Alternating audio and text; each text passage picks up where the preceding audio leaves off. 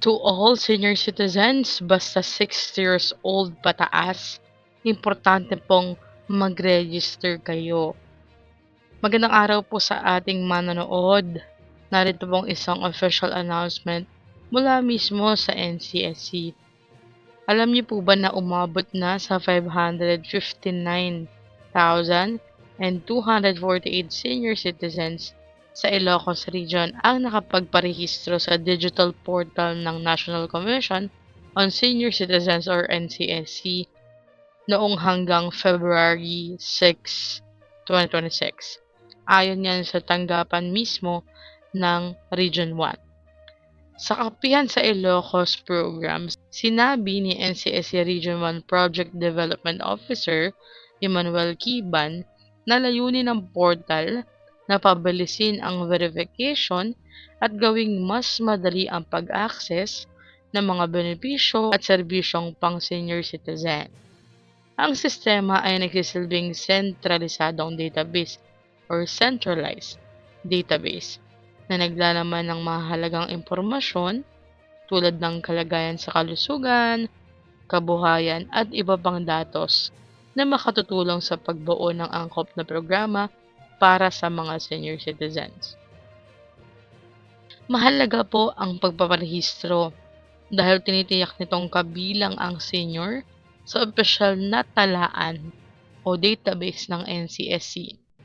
Mas mapapabilis ang pag-avail ng benefits at nagagamit ang kanilang datos sa pagdisenyo ng mas epektibong programa para sa aktibong pagtanda at social protection. Maaaring magparehistro po sa website ng NCSC na www.ncsc.gov.ph.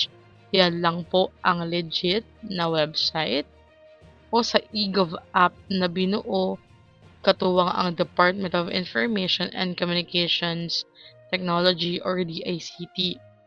Hinihikayat din po ang mga pamilya at lokal na pamahalaan na tulungan ang mga nakatatanda sa online registration. Pero paalala lang po sa mga lolo at lolo natin na medyo nalilito. Kasi po yung iba akala nila pag nag-register na sila ay makakatanggap na sila agad ng pensyon o ng cash assistance. Hindi po. Kapag nag-register po kayo, hindi po ibig sabihin niya na may cash agad or pension agad na makukuha. Ito po ay mahalaga para po maisama kayo dun sa mismong database na nagagamitin ng komisyon na mag-aalaga sa mga senior citizens.